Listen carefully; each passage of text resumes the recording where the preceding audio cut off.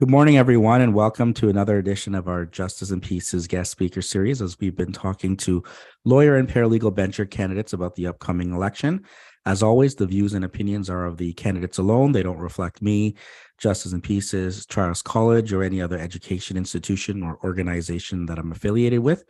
Continuing on our series this morning, we have Karen joining us. So, Karen, first of all, thanks for taking the time to speak with me, and maybe we can get started with you telling us a little bit more about yourself.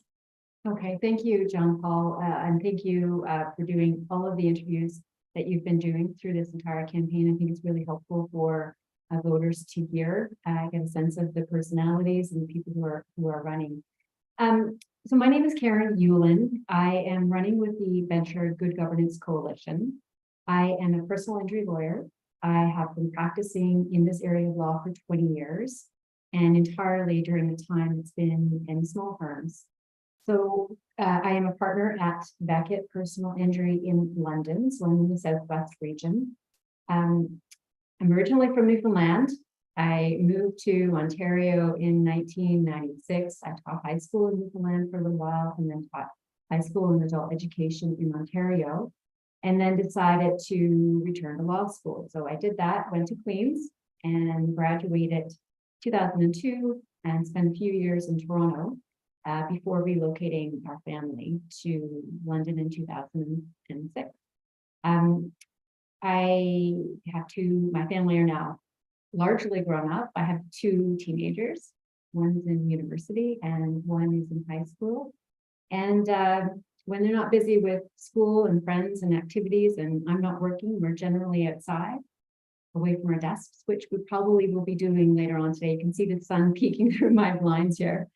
So probably on the water doing some sort of activity today. Perfect. So, Karen, I guess the next question there is for in terms of the bencher election, you made the decision to run this time, and first time you're running. Why did you put your name forward? I think that convocation needs to be comprised of benchers who come from a variety of backgrounds and perspectives, and I come to this with the experience of a small firm lawyer. So I've practiced outside of Toronto. I represent people not only in London, but in rural Ontario.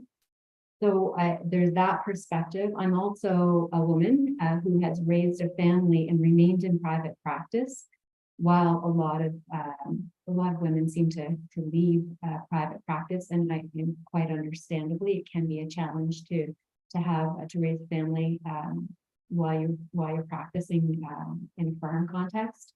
So I think I'm coming to it with that experience.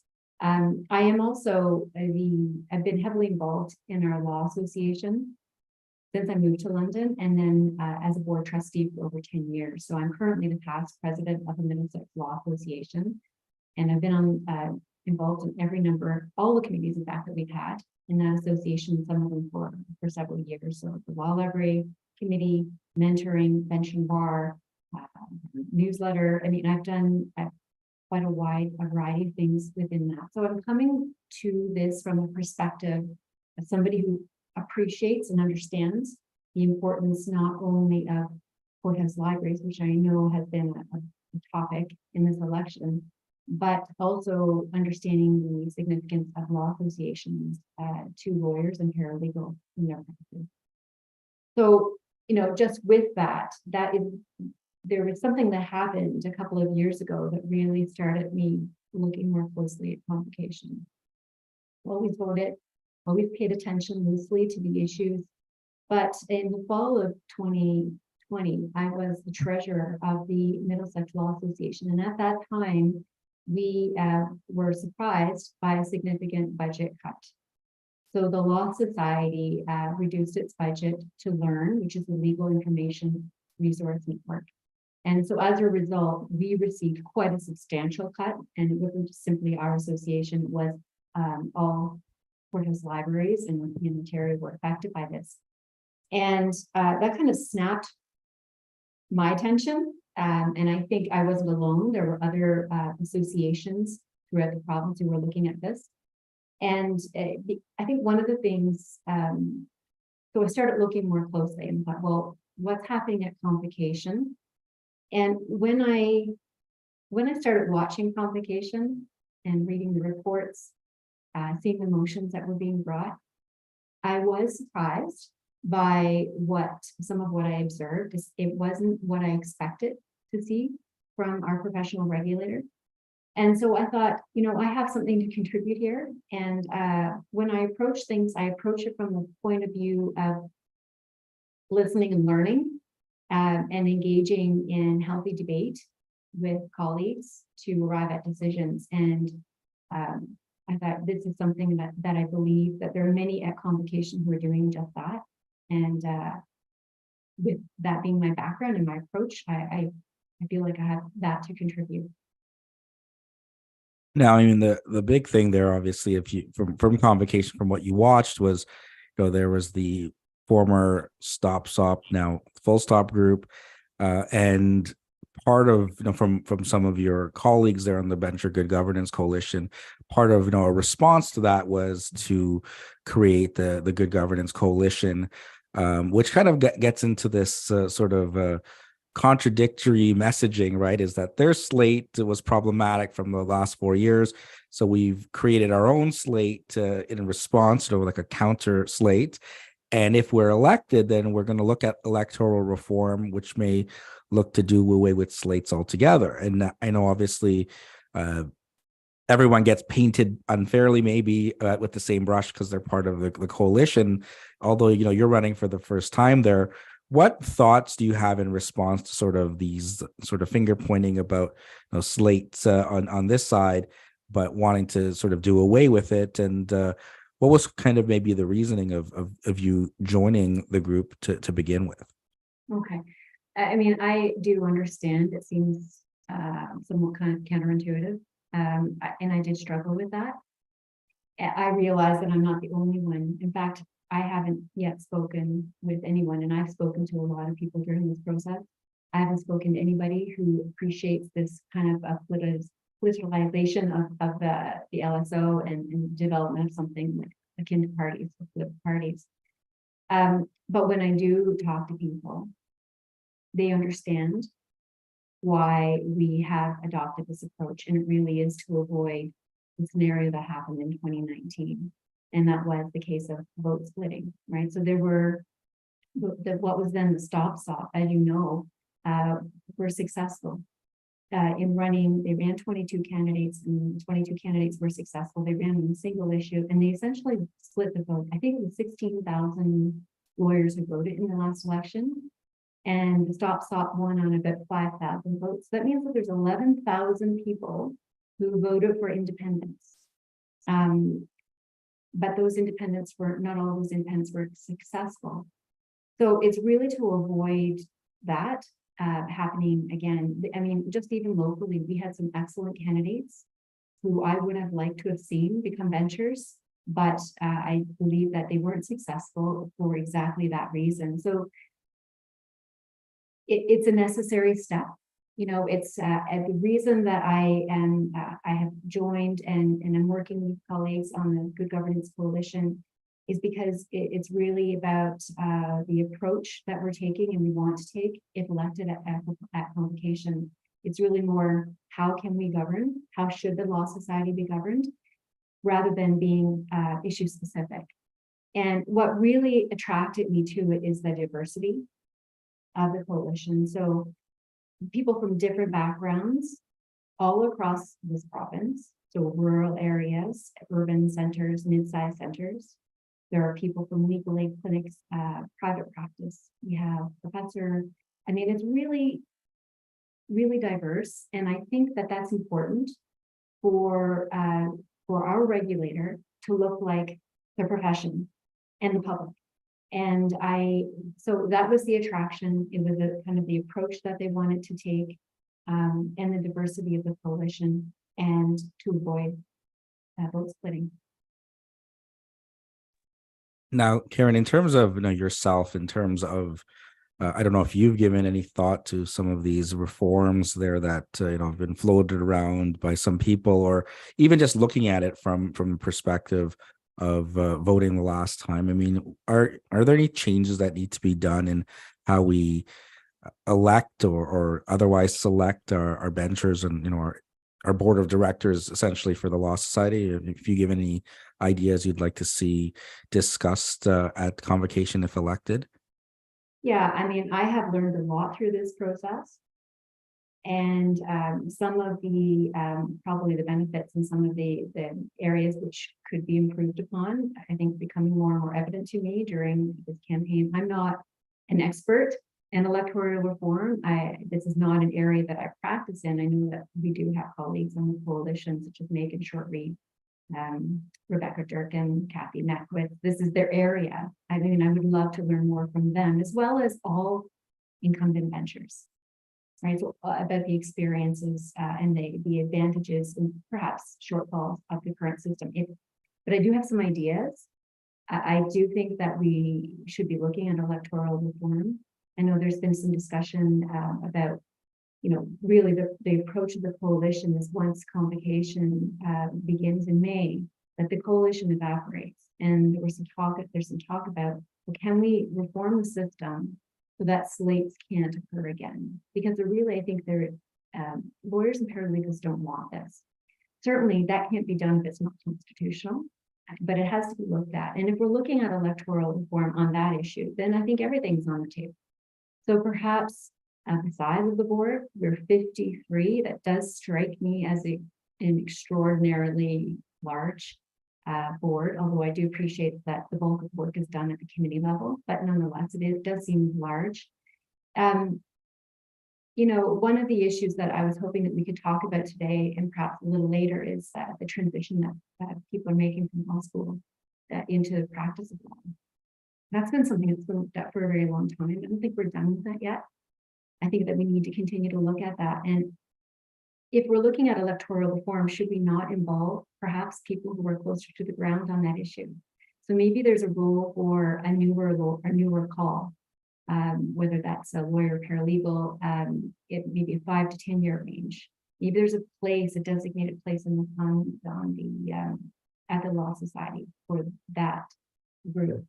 I think skills-based perhaps as well. There are, lawyers are incredibly intelligent and paralegals are incredibly intelligent and creative group of people. But there are committees that I believe could benefit from particular expertise. For instance, audit and finance might be one of them. I'm saying this though as an outsider, never having been at the Law Society, but these are just some ideas. Perhaps audit and finance may be something with the Access to Innovation Project and technology. Should we be bringing people in and having a component of it skills-based without abandoning the, voting for lawyers and paralegals? So, and then also smaller firms. It is, I think traditionally it's been more difficult for people who are either sole practitioners or from small firms to run as venture candidates. Perhaps we need to have a designated position at convocation. None of these I'm married to, but I do think that, if we're talking about electoral reform, then let's put it all out there. Let's look at all of these things. Now let's go right into that point you brought up so we don't forget it later on. There, the transition from law student to articling, getting into the practice there. So what are your thoughts there on how that process is going? What are some ideas you have perhaps for improvement that the Law Society should be looking into? Well, my concern, I'm certainly not a proponent of doing away with articling. I think that's still a viable way of entering the profession. It's an important way. I had a very good articling experience, and I know many colleagues who have, in fact, in more recent calls as well. But my concern is, I guess, twofold: the inconsistency of the articling or experience that students may have from firm to firm. It's also the number of placements. I mean, students are getting out of law school now with an extraordinary amount of debt. Honestly, if tuition was 20 years ago what it is now, I probably would not have returned to law school. So, I mean, I think when I finished at Queen's the last year, it was at 7,600. And now at Queen's, I think it's more than 18,000, and Toronto's like 30 or 33. I mean, this is a lot of money. So students are getting out, they've clearly passed the requirements of law school. They got in, they went through, they graduated, They've incurred a lot of debt to do that, and yet can't secure an articling placement. So looking at the successes, I think, of the law practice program, are there things that we need to look at there and tweaking that?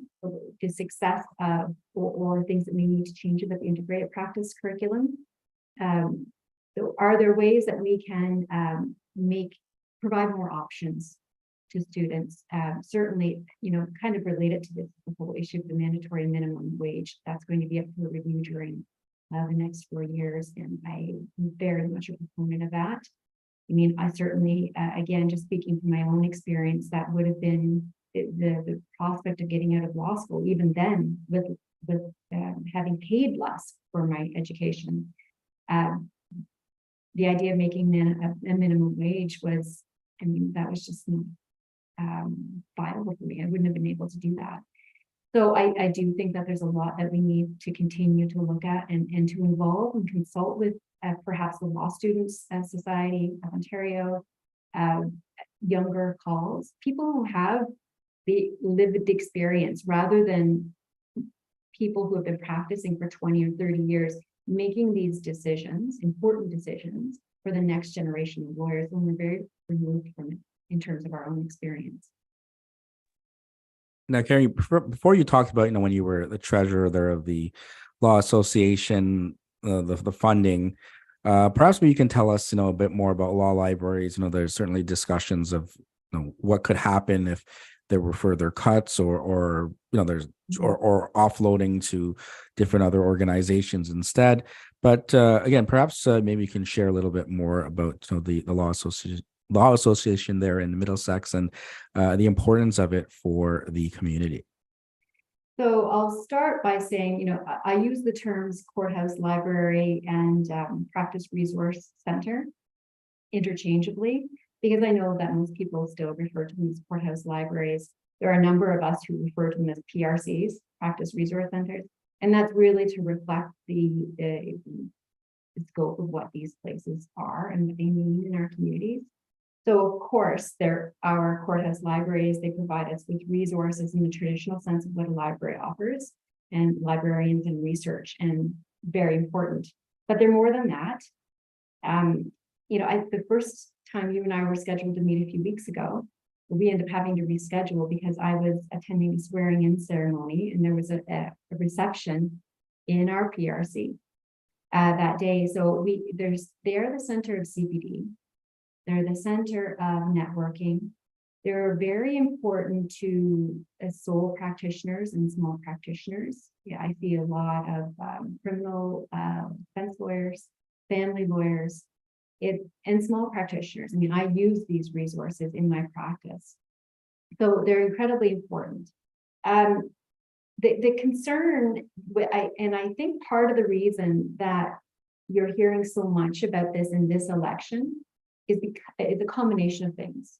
So first, it begins, I think, with the cut that I alluded to earlier in the fall of 2020, right? And the concern since then is, does this mean that these centers are kind of near the top on the chopping block if there are further cuts in the future? That combined with what I have been hearing from colleagues who are running on full stop slate, saying, and those who are incumbent benchers who are putting forward this position, that convocation, that libraries ought to be turning to the Law Foundation, because up until about 10 years ago, the Law Foundation was providing some funding from time to time for these centers. That is not, when you're on the ground and working in these centers, right, in these PRCs, that's just not practical. Courthouse libraries are kind of like small businesses. We have staff commitments, right? Employment contracts. We have resources that we've committed to for 3 and 4 years, and we're entering contracts with Thomson Reuters. Up until recently with Learn Now funding Westlaw, we entered into contract with Westlaw. We have computers. We have service agreements that we have to commit to. And these aren't like month to month or even 12 months by 12 months. These are multi-year contracts. So the suggestion that we should be making an annual application to a foundation that may or may not have funding to provide to us just really is not practical. The Law Foundation, first, the Law Foundation's source or the amount of money it has available to it fluctuates from year to year, right? It's based on the interest from our trust accounts. And it's mandated every year to take 75% of that and direct it to legal aid. So that means that there's 25% left of whatever that amount is from year to year. And they have many objectives, right? So they're funding, they're providing support to people perhaps who are participating in class proceedings and have had cost consequences. It's legal aid clinics, it's justice seeking groups, initiatives. So it's really just not a reliable funding. And not to mention that the Law Society is part of the shareholder agreement with the Federation of Ontario Law Associations and the Toronto Law Association, and that requires the Law Society to fund libraries. So there's no kind of, I know that the word that's been used a lot is offloading. It's not even a matter of offloading. It's just really not a practical solution for these associations that need to plan. And if I can if there's one other thing that I think is getting lost here as well and hasn't been discussed very much.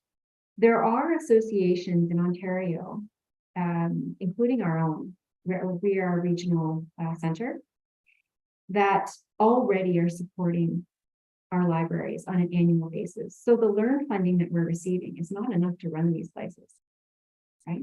So we understand the importance of them, and our members are contributing, and the money that the revenue that we're generating in our association is being transferred from year to year. And this was happening far before that fall of 2020. So, I've talked to some people in this election process and reaching out and speaking to my colleagues, and some of them practice at larger firms or in larger centers. And they say, I don't really use the library. I understand why it's important to some of my colleagues in town, but I don't use it. And my response to them is, yeah, but I'm calling you because I've met you through our association, right? So I've seen you at our continuing professional development courses. I've seen you at law events, and cuts to libraries can be cuts to associations. So for instance, in the last, a few years ago, going back to the cut that we experienced, there were associations across the province who weren't only immediately trimming and eliminating resources from the courthouse library budget, like significant resources, loose leaf services, for instance. But the associations then had to do the same thing, right? Because we're making those transfers. So there were important parts, there were some associations that were cutting free CPD events. They eliminated their print directories, and everybody loves their print directories. There were social events, scholarships, sponsorships that we make to our communities that we work in.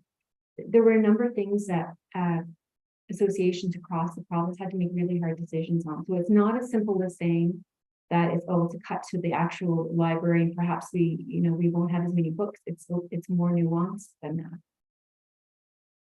Hey, Karen, besides those issues we've just talked about, is there anything else that you'd like to see the Law Society look more into or change things up, or even something that they're doing to do more of?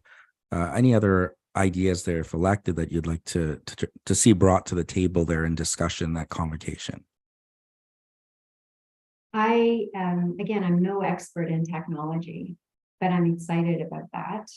The Access to Innovation project that was the pilot project that was launched in October of 2021 by the Law Society is going to be up for review in 2026. So before the next election.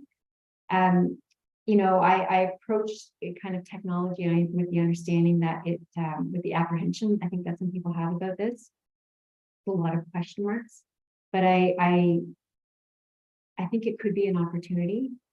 So it's a little scary, but exciting at the same time. And I really do want to learn more about that. And I want the Law Society I don't think that there's a real choice here in terms of not regulating this. It's these services. We do have one, for instance, the Law Society has approved one to date. I think it's called Willful. So it's basic will. Okay, so there will be more of these direct consumer legal services that will, we hope, be seeking approval by the Law Society and then regulated by the Law Society. So there is a demand for this, whether we like it or not. You know, as lawyers and paralegals, the public is ready for it. The public wants it. The public is quite technologically savvy. And so that combined with a number of other issues, I think that makes it more difficult for people to access legal services, makes these options for the public more attractive.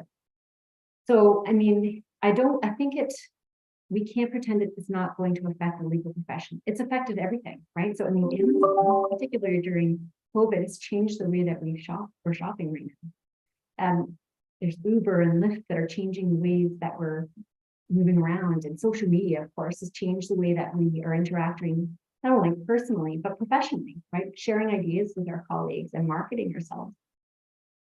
So I don't think it's a real choice to not regulate. And I do want to see, I'm interested in seeing where the Law Society goes with this. One of the things in terms of the apprehension, I mean, I started practicing 20 years ago, and at that time, when I entered the profession, there was the introduction of a lot of technological services, and really in terms of how we're handling the files on the back end. So within law firms, right? So in our clinics. So we have file management programs now that have replaced bankers' boxes full of papers and bound volumes of documents. We have accounting software. I mean, these are things that we've just incorporated and become quite used to. In fact, in recent years, there are some programs that can take you in my line of work at personal injury from intake stage to file management, document creation, and then accounting, right? So it's the entire gambit of managing a file. So you can work now, quite different than it was perhaps 2 or 3 decades ago. You can work now with a single sheet of paper on your desk. So we've adjusted to that. But it wasn't, I know that there was a lot of concern about that a long time ago, but in reluctance of bringing in this technology. Now it's about forward-facing technology. How can we use this technology, because it's going to exist anyway? Is there a way of incorporating it into our practices? And just as a small extent, I mean, again, the scope of it is likely well beyond what I can appreciate. I mean, ChatGPT, I think, was just announced in November 2022. So this is changing rapidly. But, you know, in terms of the old-fashioned kind of way that we've been distributing information to the public as lawyers and marketing even, is there a next step that we can take? So again, I've been trying to think about this in my practice. You know, when I go to conferences or I'm meeting with people, I have often brought with me brochures that I've developed with basic information to give to people for free.